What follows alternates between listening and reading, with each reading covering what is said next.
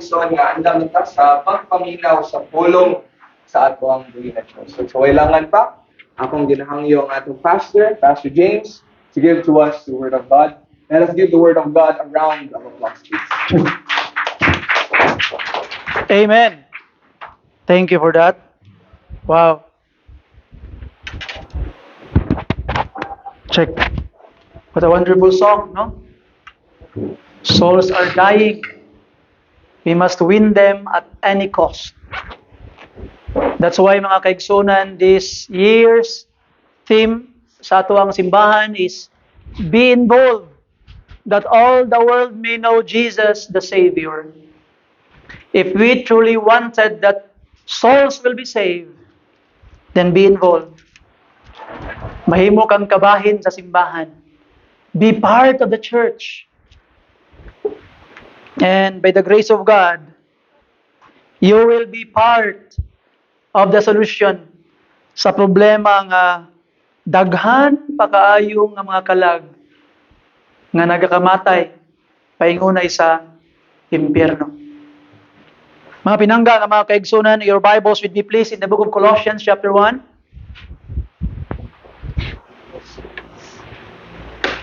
Colossians chapter 1 sa ato mga Bible palihog. If you are there, kindly say amen. Amen. You know, kanang call nga dapat abton ang mga magkasala, abton ang mga kalag nga wa pa nga luwas, that command is given to the church. Meaning, it is given to you. Gihatag na para sa imo, amen? And because it is given to you, now let me ask a question before I begin. What are the things you are now actively doing to obey that great command? It's not a great suggestion. It is the great commission. You are commanded to reach the lost. Now let me ask you again. Unsa na part sa imong kinabuhi karon that you can honestly say nga pastor, kani nga part sa akong kinabuhi mao ni akong ginabuhat in order for me to obey the Great Commission. Maybe some of you obey it through joining sa atuang soul winning. Praise and thank the Lord for that.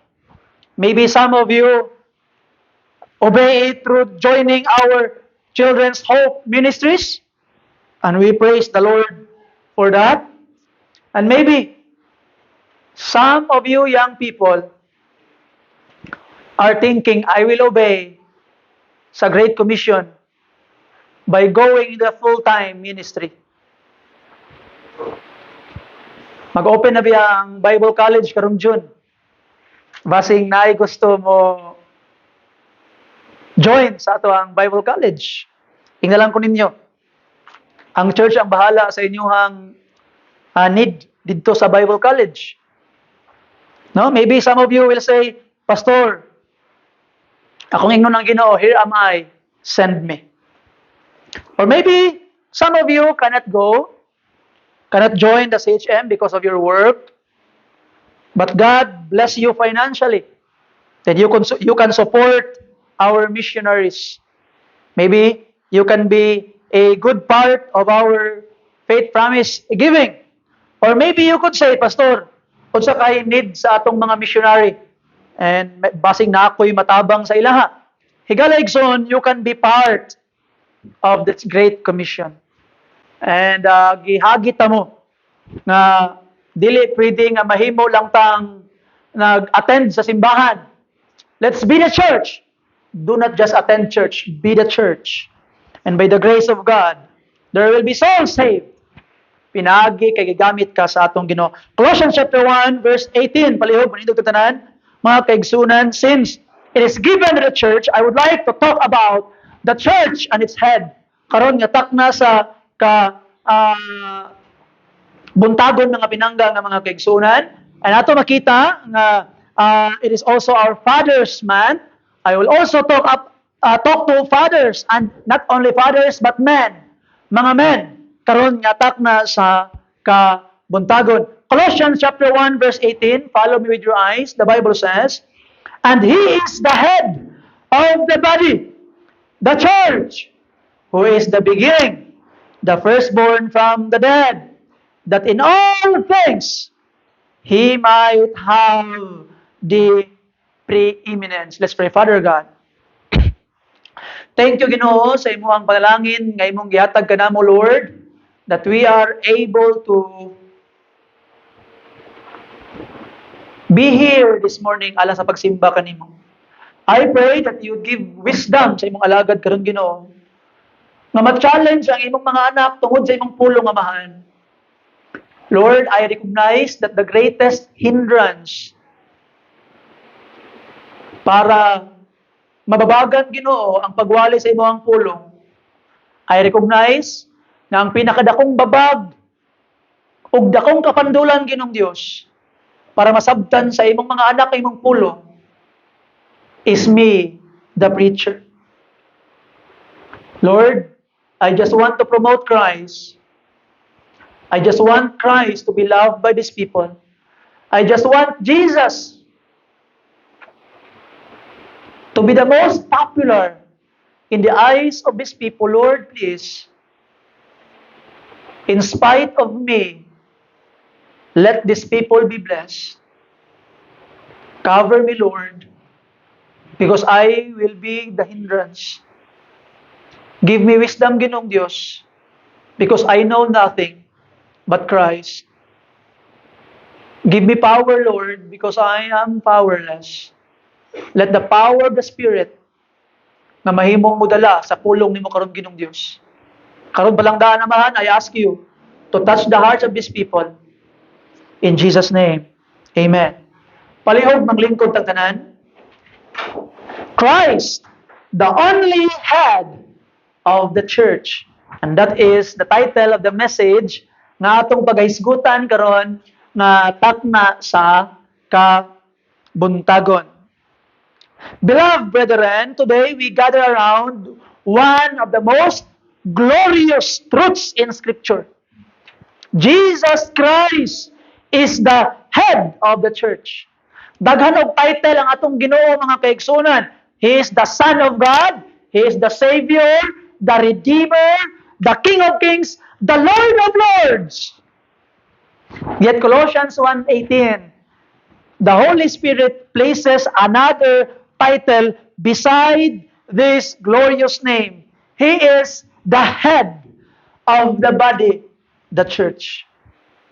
Christ is the head of the body, the church. Igsoon, I hope that you realize that this is a foundational truth. Importante kaayo nga kamatuoran that you understand that Christ is the head of the church. Now, higala igsoon, when I say Christ is the head of the church, dili lang nako gusto nga mahibaw-an nimo in intellect that Christ is the head, but I want you to be in practice. Know that Christ is the head of the church. Because sometimes we know Christ is the head through intellect alone, but in practice, wa gyud taon. Wa gyud taon.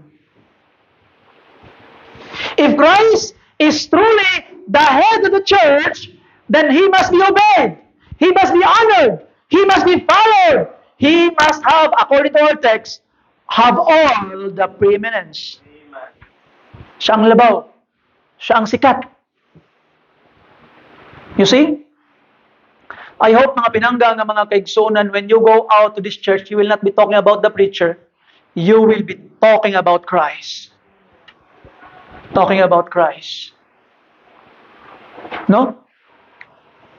Pag mabot ang panahon, mga kaigsunan, hinaot, dugay-dugay pa, na mawala namin ni Ma'am Karen diri sa kalibutan. Nalahi na magpasto diri. Unta nga walay picture namo nga dagko kay pangbutang niyo sa dingding simbahan.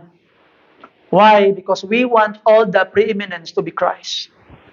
Si Jesus Christ dapat, when you go out of the church, mga pinangga, ng mga kaigsunan, ayaw ninyo i-chismis ang pastor. Okay lang, positive ang chismis, no? Ayaw i-chismis ang pastor, nga, si Pastor James, inani, ang simbahan dito, inani, ang choir, no, Christ, mga pinangga, ng mga kaigsunan, I have learned that Christ is this. Tell people about Christ, because we want Christ to be the head, the preeminent, walay lain pa. The preaching points to Christ. The singing points to Christ. Everything must be pointing to Christ. Why? Because we want Christ to be preeminent. I am also preaching this message since it is our Father's month. Because upon learning the role of Christ in the church as the head, I believe, it will also help us understand the biblical role of a father to his family, to which the devil attacks today. You destroy the father, you destroy the family. I hope you understand that. When the father is weak, then the family is weak. Fathers must be strong. Kadungduman ang mga istorya. Usay mga pastor, musultian ba? Ay nag-interview sa I think it was a news outlet. Gi-interview niya ako sa kataong, Sir, ano ba ang masasabi mo sa politics sa Pinas ngayon? Sino ba ang gusto mong maging presidente? Wala akong pakialam. Wala akong pakialam kung sino man ang maupong presidente. Kahit sino pang maupo, ang asawa ko pa rin ang masusunod. Ano? And I hear pastors saying, ako ay isog sa pamilya. Ano ikaw may isog? Ako ay isog. Akong asawa, talawan mo hugas og plato. Ako may isog, di ako'y hugas. Akong asawa, talawan mo laba. Ako may isog, ako'y laba. Akong asawa, tapulan man mo limpyo, hadlok man, talawan man mo limpyo, hadlok mo limpyo, ako'y limpyo. And that is very common, amen? And I have heard jokes nga, na akong asawa, gipaluhod-luhod na ako na. Anong gipaluhod-luhod man? Hadlok na, paluhod-luhod na ako na. Ang ano man? Luhod-luhod sa sakwa, kay kuot ko na sila lang sa katri, kay ginabugalan ko niya silhig. And you know, we laugh at that. But you know, that is sin. Let me say this to you, mga amahan. I hope di na mo gawas nga joke sa inyong baba. Nga naman, it is a big sin. Salana, and sin is not a laughing matter. The design of the Lord, the Father must be head, and the world today are making it normal nga ang mga papa, ang mga bana gina-under sa ilang mga asawa. Gihimong normal. And we have this gitawag na terminology under desire. Higala, listen carefully. Kung imo nang ginahimo nga joke, even pastors, I'm sorry pastors, you are telling these jokes, but I don't agree with these jokes. You are laughing at sin. Dili din nasala day nang giingon sa Ginoo that the father must be the head of the family. Dili din nasala nga gihimo nimong head ang wife sa family. Sala na dili. Sala, and if you are laughing about it, then you are laughing with sin. I'm sorry to tell you, but you are laughing with sin. And sin is not a laughing matter. Sin is not a laughing matter, mga pinangga nga mga bigsunan. And very sad to say, it's so normalized in our time today. So normalized that I can even hear these jokes from pastors. And I hope mga pinangga nga mga kaigsunan, fathers, mga amahan, dili pwede nga mas mainampuon pa ang atong anak sa ato. Dili pwede nga mas faithful pa simbahan ang atong mga asawa kaysa sa ato. Dili pwede nga mas mo alagad pas Ginoo ang atong mga anak, atong mga asawa kaysa sa ato. You fathers must be the one to stand up and serve the Lord. Bring your family to the Lord. Amen? Amen. So mga amahan, ug mga future amahan, natin mga future amahan diri. Ibutang na sa inyong mga hunahuna. Dili pwede nga mas faithful pa ang inyong asawa sa inyo. Ug mga asawa, mga babae, mga future asawa pod, ayaw ninyog sugta ang lalaki nga mas faithful pa mo sa ina. You see? You must look for someone who is more faithful than you. And we are in the world today nga medyo karaw ng kalibutan. Bring your partner to church, and if they do not or don't want to love Jesus, biyahe sila minta sa iyo pa. Wa pa mo nagminyo. Namoy mga uyab karon no? Nga mga unbelievers, bring them to God.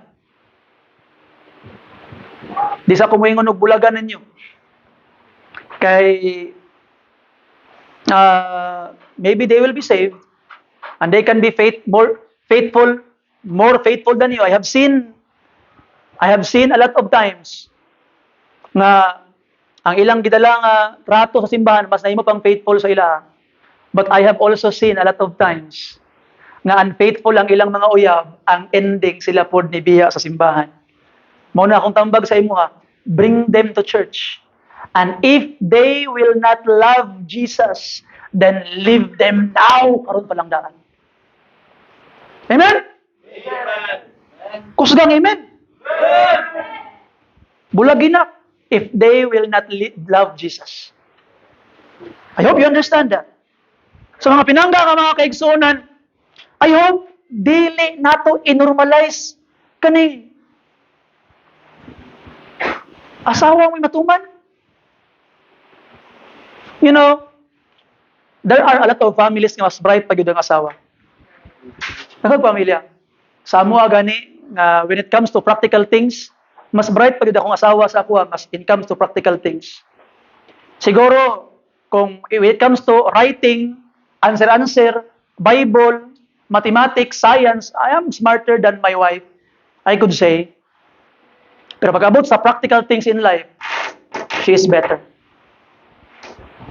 But even if she is better than me in that area of life, at the end of the day, ako gyapon ang matuman.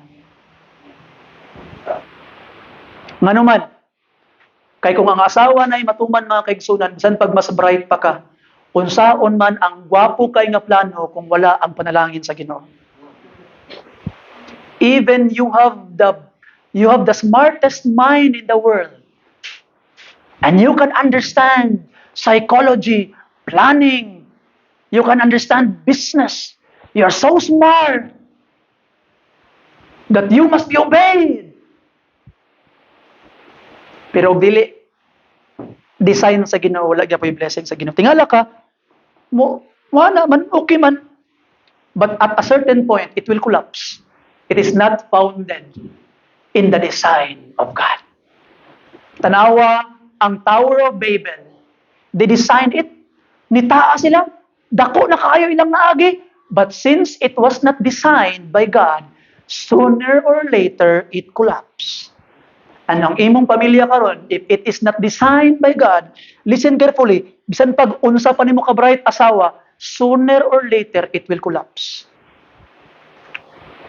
Mao na dapat sa mga uyab pa, dapat mag-learn na daan sa God's design. Amen? Mga uyab, mga babae, mo rin matuman karon no? Kita nimo sa Facebook, gina-normalize gyud. Hindi na lang ako magsasalita. Kasi lagi ka namang tama, laging tama ang mga babae, gina-normalize. Gina-normalize ang sala. Gina-normalize ang di mao. That's wrong. Kuna mga trato karon na mo sa saktong edad, you are already in the marriageable age, sakto na inyong edad, dili na mo mga teenager. Na mo uyab, mga babae. Encourage ang inyong mga uyab nga make decision for your relationship. How, pastor? Kanang, sa may mga tawag sa imong uyab, honey? Kanang, unsa kay maayo no? Unsa tan-aw nimo? Inani o inani? You made a suggestion but you are encouraging that man to make the decision. Nganuman, kay dili nimo gusto, moabot ang panahon, ang inyong pamilya, dili God's design. Amen? I hope you understand that. Sabta na ninyo pag-ayo mga pinangga. Because it will collapse. Kung dili na design sa Ginoo. Do not forget, men, it is sin, and you are going against God's design when you do not lead the family. Do not push your wife to fall into sin. Let us learn the example of Christ on how to be the head of the church. The church is the bride. The church is the wife. Jesus is the head. Jesus is the husband. Yun pa sa Ephesians 5:22, wives, submit yourselves unto your own husbands as unto the Lord. 23, for the husband is the head of the wife, even as Christ is the head of the church, and he is the Savior of the body. So mga pinangga nga mga kaigsunan, the Bible presents many beautiful pictures of relationships between Christ and His people. He is the shepherd, we are the sheep. He is the vine, we are the branches. He is the bridegroom, we are the bride. In our text, Paul gives another wonderful picture. He is the head, we are the body.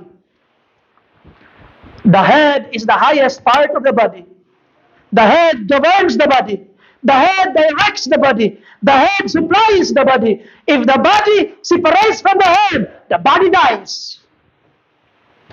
In the same way, the church can do nothing apart from Christ.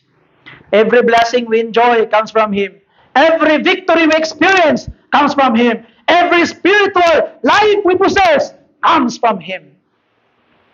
The church has only one King, one Lord, one head, Jesus Christ. Amen. The church does not belong to pastors. Remember this. The church does not belong to pastors. Ang ako yung pinaka-aim, no? Mao bitaw na, makabantay mo nga, ginapawali na ako atong mga men every afternoon, ay magwali atong mga young men. Akong ginatudluan, mag-preach atong mga young men. Akong ginatudluan mo, run sa ministry. Nganuman, because the church does not belong to me. Kinahanglan nga kung mawala manggaling ko sa simbahan, mo function well paghihapon ng simbahan. Why? This church is not my church. It's the church of Christ. I hope you remember that. You see? Churches is not owned by pastors. Churches is not owned by denomination, tradition, or councils. Churches belongs to Christ. Amen? I hope I can hear loud amen from that. Today, let us consider three great truths concerning Christ as the head of the church. So listen carefully mga papa. Kay nganuman, mao pod ni ang imuhang obligasyon sa imong pamilya as the head of the family.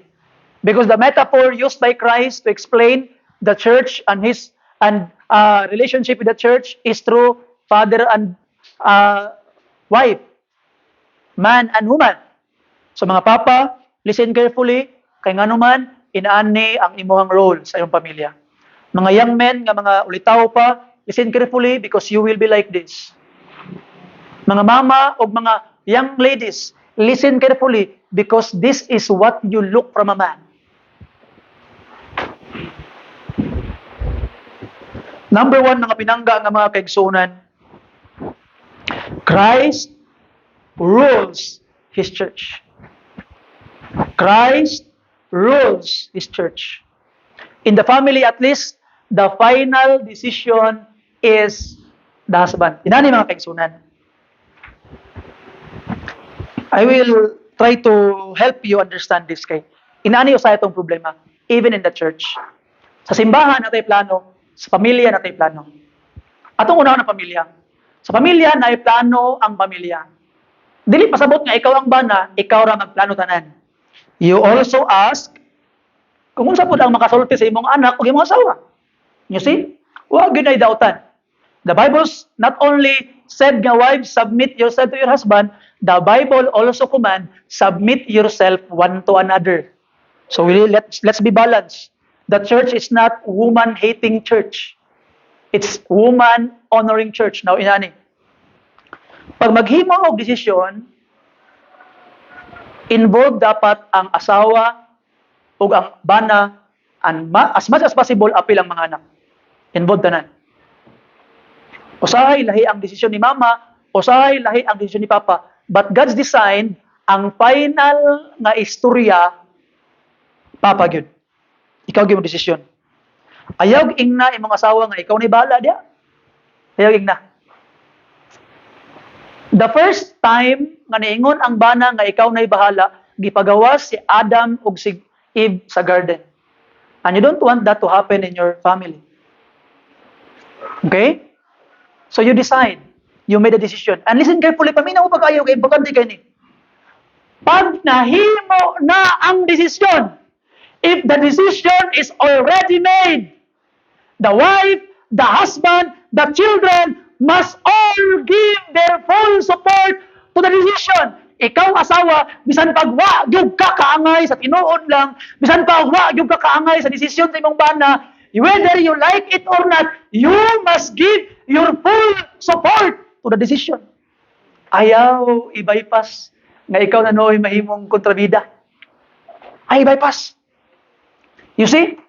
And at the end of the day, nga sipyat yun, na-prove yun, nga sipyat yun ang desisyon sa imong bana. Ayaw iputak-putak imong baba nga, di ba? Ingon, bitaw ko nimo. Wa man ka nagpatuo.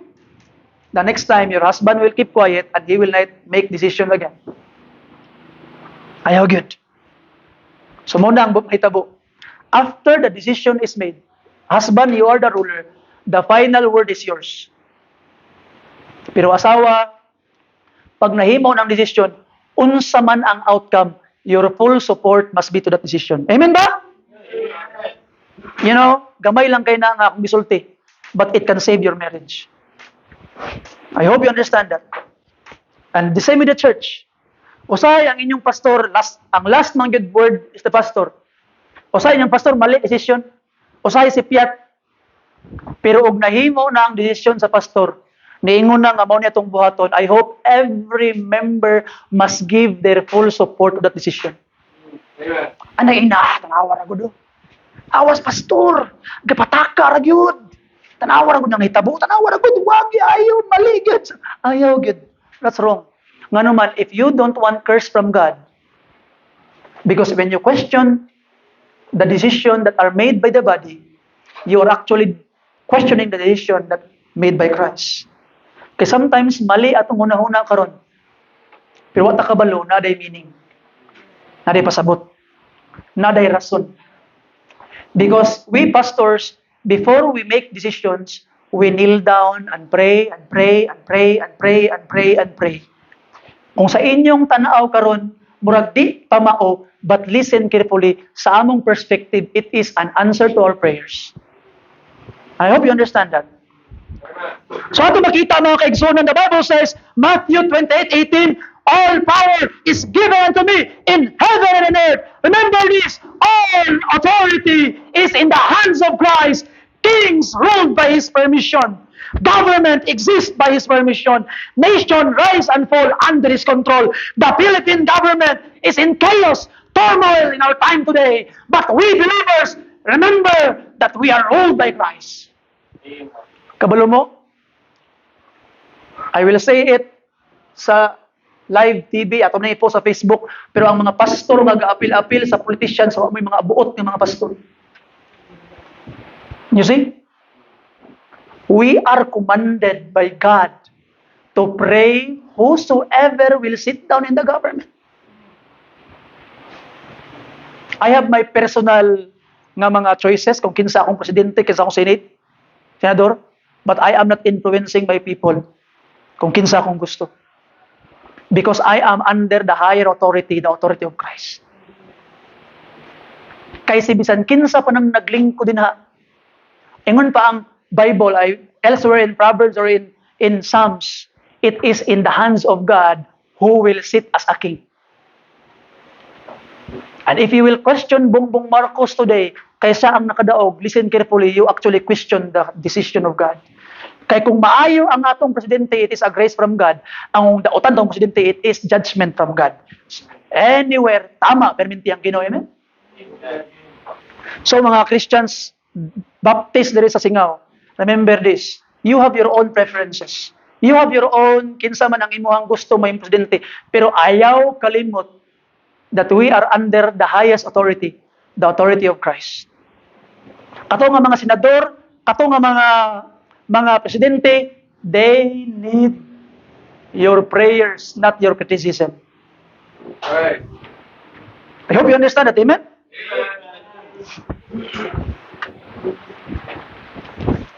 We serve someone who is higher than the Senate. We serve someone who is higher than the presidency. That's the Lord Jesus, the King of Kings. When Christ speaks, the church must listen. All authority is given unto me, according to Christ. When Christ commands, the church must obey. The question is not, what do people want? The question is, what does Christ command? Remember kita ninyo. Sometimes in church, kami nga mga pastor, usahay, malinglami ba kay madlok mis mga tao. Unsa kay gusto sa mga tao, no? Unsa kay makaplis sa mga tao, but higala igsoon. It is not the question, it's what the people wants in the church. It is what Christ command. That's why we will always go back to the Bible. Amen. He governs through His Word.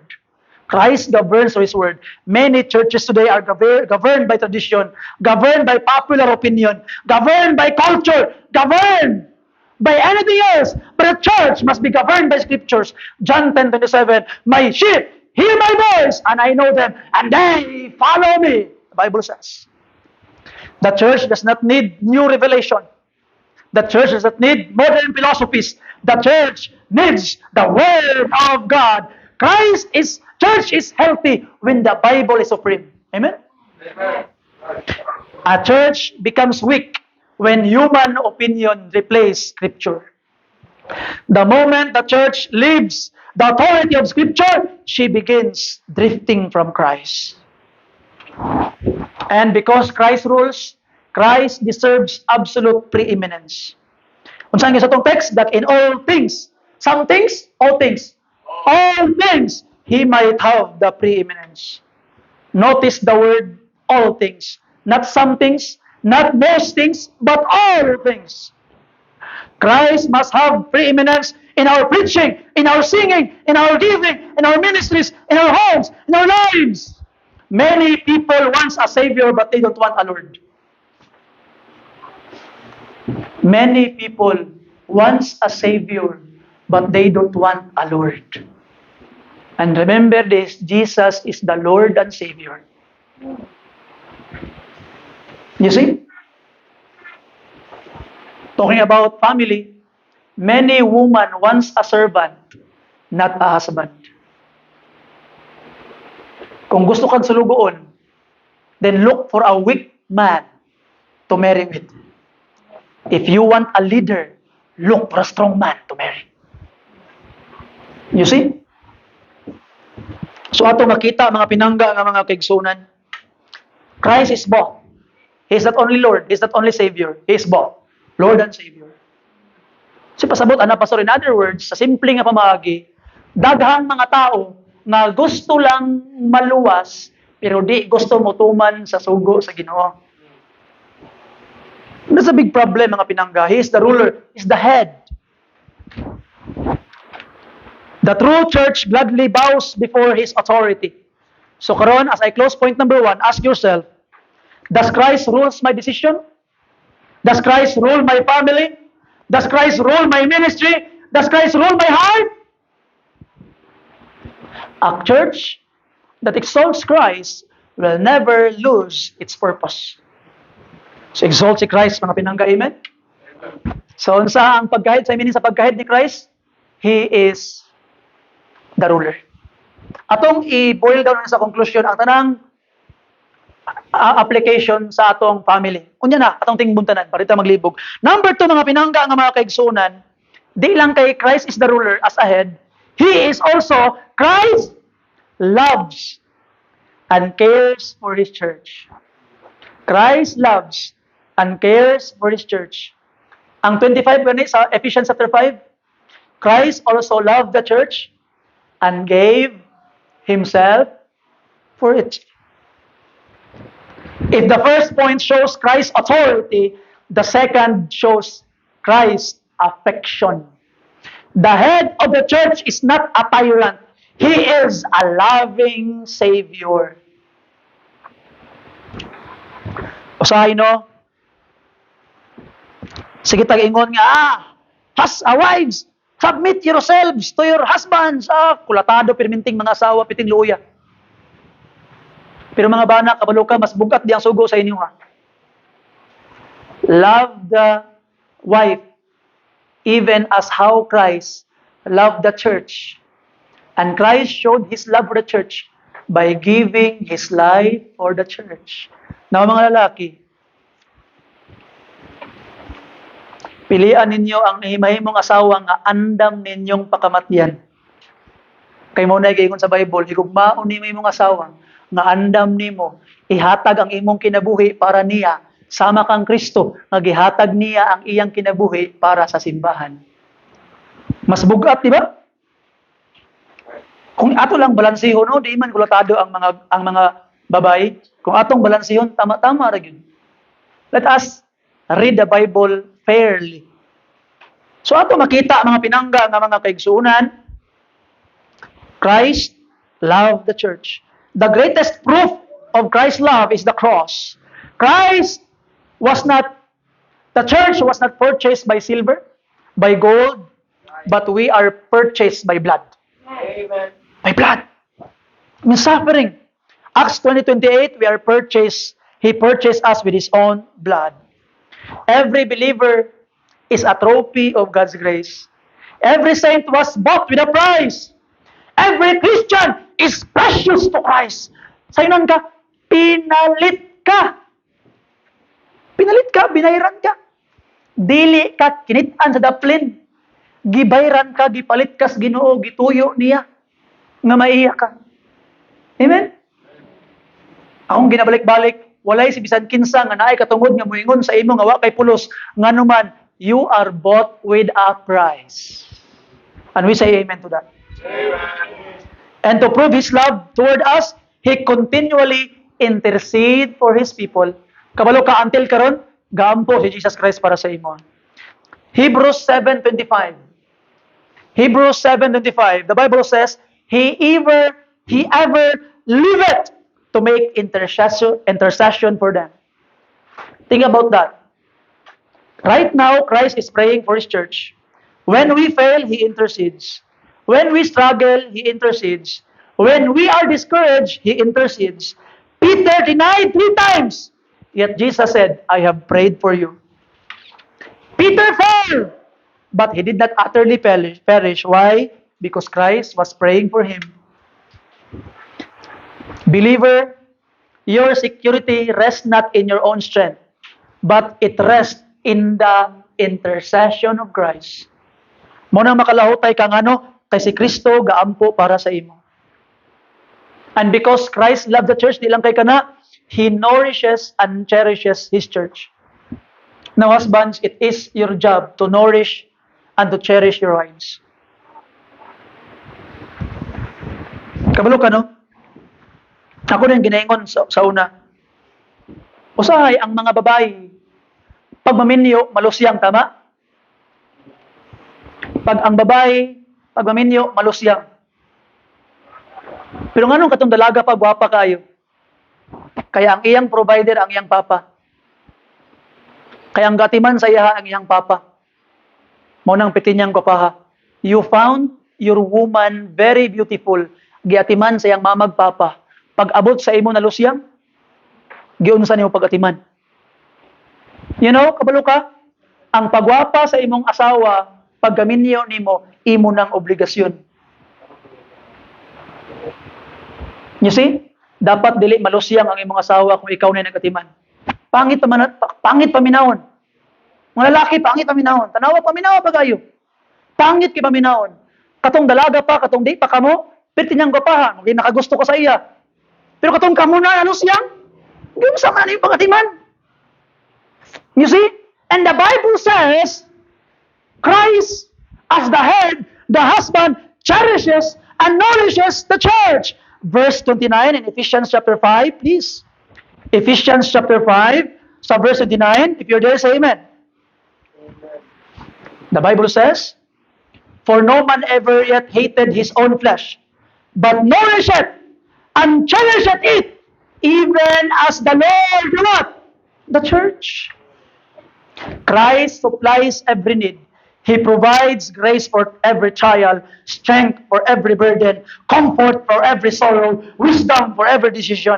Many times we worry about tomorrow, yet Christ have never failed His church.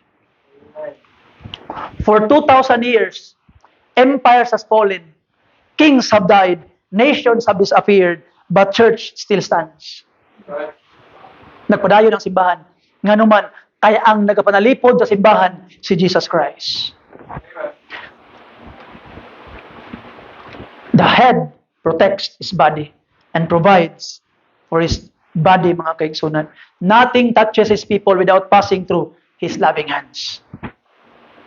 Christ watches over us constantly, mga pinangga nga mga kaigsunan. Mauna, mga husbands, ay gid mo kalimot. Ato binang obligasyon to provide for them. In our modern time today, sa ato ang modern time today, mga pinangga, kabalo namang kita nga lisod ang kinabuhi. Sometimes, we need to allow our wives to work. But, only after decision of the both wife and husband. No? After the decision ninyong duha. There's nothing wrong nga ang asawa magtrabaho. Lisod ang kinabuhi karon, pait. But mga pinangga nga mga kaigsoon, even that is the arrangement. Sometimes manggod, to tell you frankly, sometimes kung ang asawa wala na nang hinahanglan sa provision nga gikan sa iyang bana, sometimes diya na mausugod ang problema.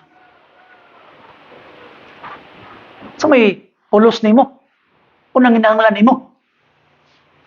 Mauna mga bana, paminaw pagayo. Be the provider your family needs. Be the provider your family needs. No? Kay, okay man, wala may problema. Wala gisala.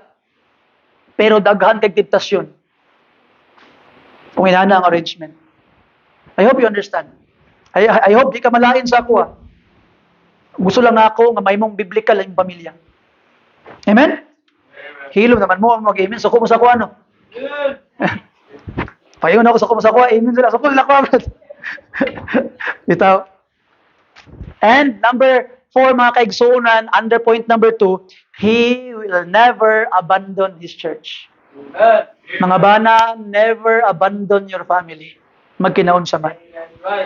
Hebrews 13:5, I will never leave thee nor forsake thee. Friends may live, family may live, church members may live, but Christ will never leave. He is present in every trial, present in every valley, present in every storm, present in every tear, present in every burden. He guides on. The head of the church loves you. The one who died for you lives for you now. And even lives in you now. Number 2, mga kaigsunan, gihigugma ta sa ato ang head. Number 3, and number last, Christ sanctifies and prepares His church. Christ sanctifies and prepares His church. Ephesians 5:26-27, mga kaigsunan, if you're there, say amen. That He might sanctify and cleanse it with the washing of water by the word, that He might present it to Himself, a glorious church, not having what? Spot or any such thing, but that it should be holy and without blemish. Oh, I like that.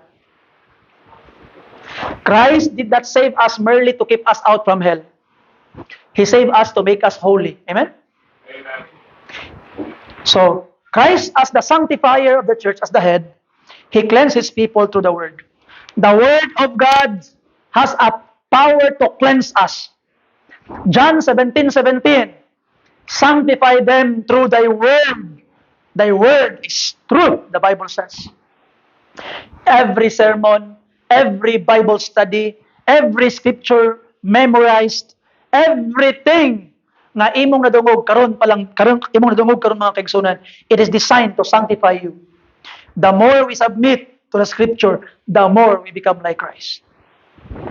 So mga pinangga nga kaigsunan, He will sanctify you through the word. Limpihon ko niya pinagsimpulong. Muna, pag magwali ka sa pulong, ay mo kasuko. Sunday school is designed to teach. But preaching time is to preach. Kung sa preaching time, mga lukat yun ang mga lukat. Mga tugsok ang mga tugsok, mga sakitan ang mga sakitan. Because the word of God must be preached. Teaching time is over. Sunday school tong teaching time. Tudlo sa imuha. Pero karon iwali na ang pulong, dili na itudlo, iwali na. That's why maigo ta, masakitan ta. Why? The preacher must preach. Amen? So I hope you understand that. Look for a church that will preach the word, not just teach the word. Kulang kung i-teach lang ang word. It must be preached. Mao na nga makorekta. Mao na ang maingat, ay sayop ba ito akong katawa atong joke nga under ko sa asawa. Sayop ba ito? Mao nang may nana ka nga naman. The word must be preached. And the Christ, the Lord Jesus Christ will sanctify us. Will cleanse us through the word being preached to you. Amen? Kaya ito makita mga kaibigan, He will refine the church. And sometimes trials will refine the church. God's people often wonder why they suffer. Trials are part of Christ's sanctifying work. Gold is refined through fire. Faith is refined through testing. Many of God's greatest saints had adversity. Joseph was sold, put into prison. David has Goliath.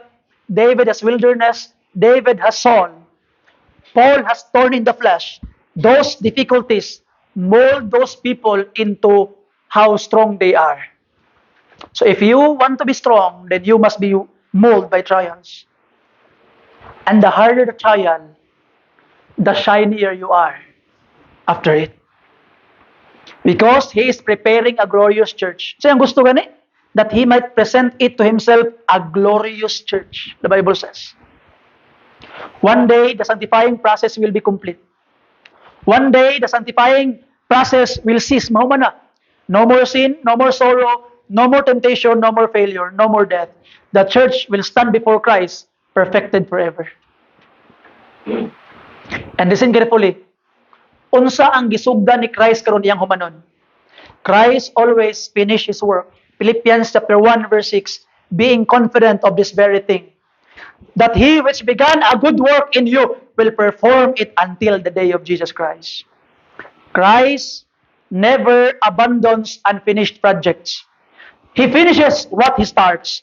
He saved you. He will sanctify you and He will glorify you, mga pinangga, mga kaigsunan. Do not be discouraged by your imperfection now.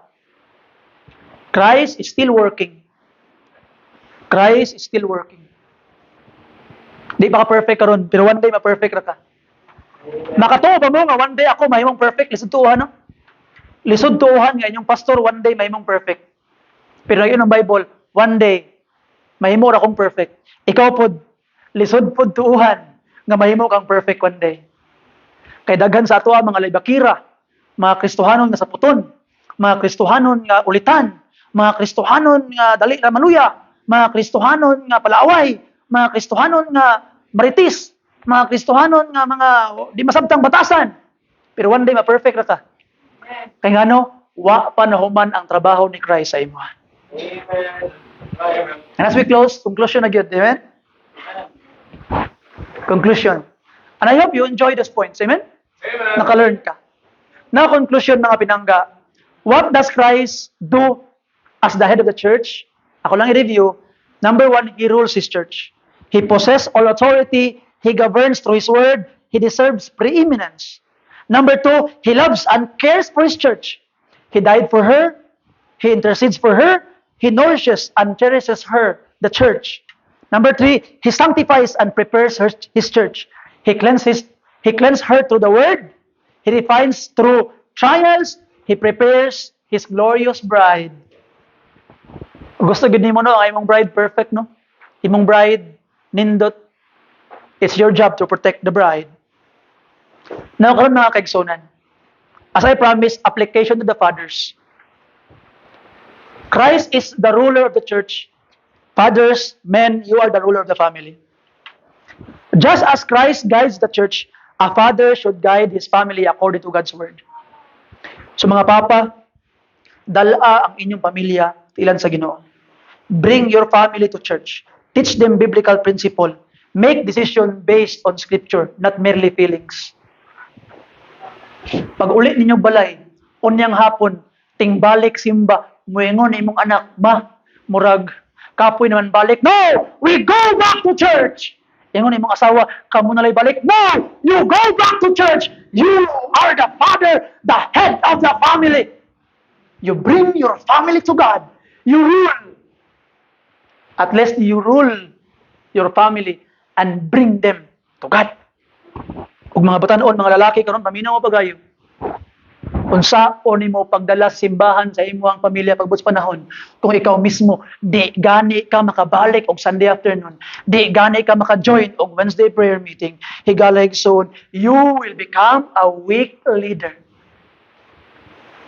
And your wife deserves a strong leader. Karon pa lang daan, build yourself to be a strong leader. Kapoy, that's feelings. We stand by Christ, amen?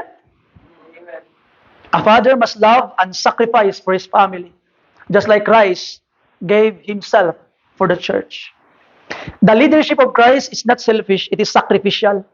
Likewise, a father's authority is not self-serving purpose, but for serving and blessing his family. Husbands, love your wives, even as Christ also loved the church and gave himself for it.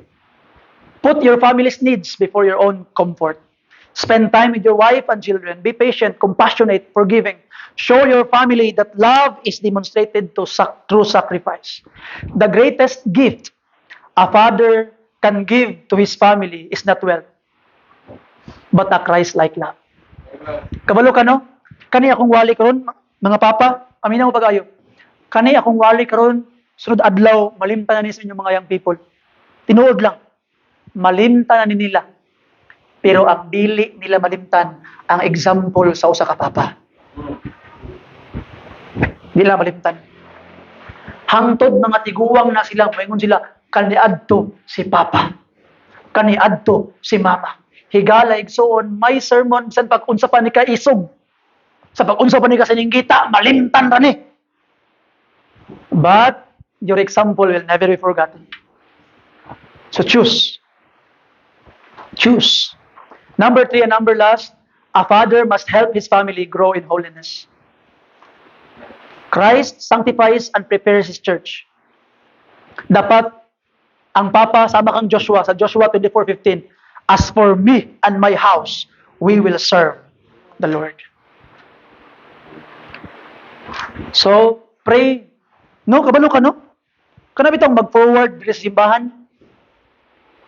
Sakit naman ang dungon nga ang mga babae payuna mo forward mag-ampo sa Ginoo. Asa man ang mga lalaki, mga bayot na. Akong gingon last time, no? Isog kay tagbarog, isog kay tag-inistoryahan, pagmutingog tas balay, imong anak, unsa man pa, hadlok dayon. Pero pag abot sa simbahan, bayot ka. Way pulos ang imong kaisog sa balay. Bisan pag isa lang nimo katingog sa balay, mo-obey imong anak. Pero bayot ka simbahan, bayot ka sa panimalay, walay pulos igsoon, ikaw ang warog, mutindog, you bring your family to Christ. Amen? I hope ang lalaki di mo masuko sa akwa, but I am just helping you. I am just helping you. Bring your family to church. The leader of the church is Christ. Lead your family spiritually. The lover of his church is Christ. Love your family sacrificially. The sanctifier of the church is Christ. Help your family grow in godliness. A father who follows Christ's example becomes a blessing not only to his family, but also his church and to future generation. So mga pinanggang ang mga kaigsunan. Let the head of the church become the Lord of your life, and you become the best father your children can have. I hope you understand that. So mga pinangga, let Christ have the preeminence sa imong kinabuhi. And don't just attend church. Be the church. ay kalimot ang lawas, tuwa po dito ang ulo. Kung asa ang ulo, tuwa po dito ang lawas. Akong gingon kanina, pananglitan God, kani silang Sir Renny, maulit maniyon niya sa Davao, di ba sir? Pananglitan, di ba? Kung asa ang lawas, tuwa po ang ulo. Pananglitan ka, Sir Rene, mayroon nga karon nga, kani akong kumingking, akong ibilin sa Kidapawan, maulit na akong Davao. Muunsa ka ang kumingking ni Sir Rene? Sooner or later, madaot na, tama? Kaya gibilin niya Kidapawan. Kaya kung asa ang ulo, tuapod ang lawas. Nan, kung part ka sa simbahan, nga naman, na wala ka simbahan sa panahon nga ginasimba ang ulo diri. You see? Recognize that you cannot survive apart from Christ. Kung asa si Kristo, tuwa ka. Be the church. Do not just attend church. Be the church. Lawas ka, organism ka, part ka sa lawas. Be the church. Ang daghan sa Kristohanon karon, just attending the church. By not being the church, but be the church. I hope, di na ko kabalo sa ako pagpasabot sa inyo. May the Holy Spirit help you to understand. Be the church. Don't just attend the church. Kaya kung attender lang ka, pwede ka maingon, simba ko dili, dili. Sige lang, di lang sa ako karon. Attender naman ka. Pero kung part ka sa simbahan, the head will call you. Come here, your head is here. Lawas ka. Hali, diri. Kay dili importante gusto ba nimo dili kinahanglan ka diri kay part ka sa lawas. Amen? Amen. Palig nung tantanan.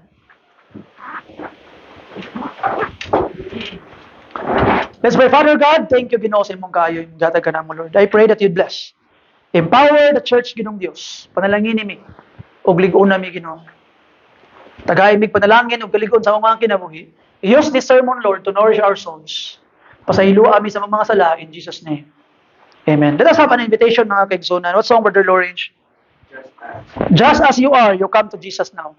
So first call, akong unahon nga tawagon mga men, mga lalaki.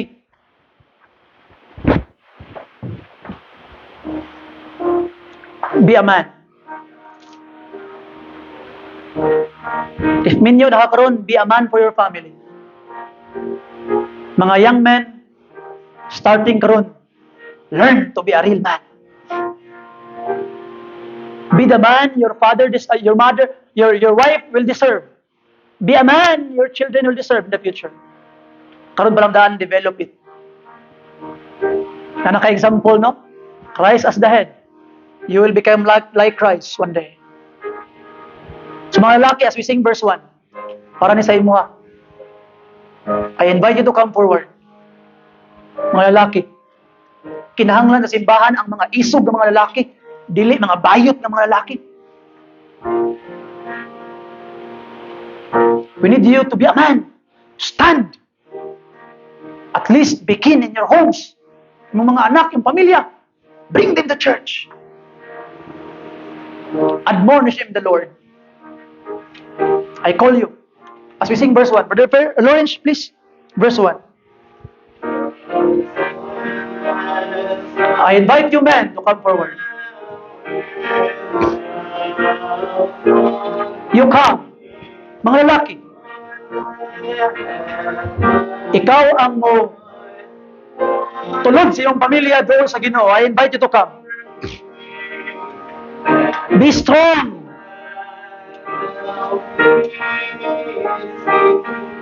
Dili pwedeng hallelujah. Kinahanglan nga strong ka para sa imong family. You will be the leader.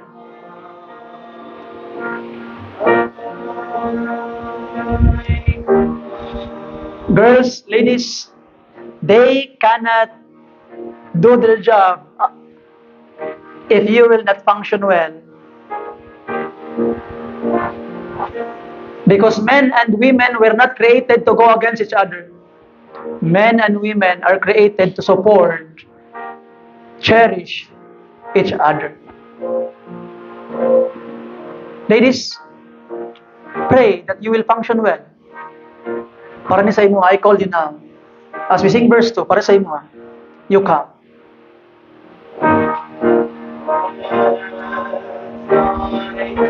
I invite you to come. How about you? Will you surrender yourself to God? Will you make a promise sa Ginoo nga, Lord, starting today, I will function.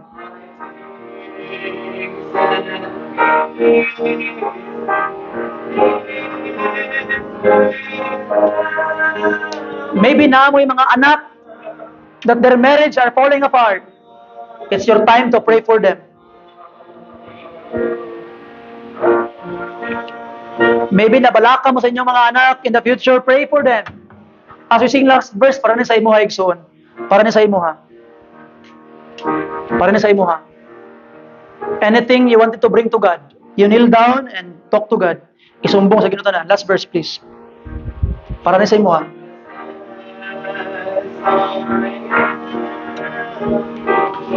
Lord God, I need you, Lord.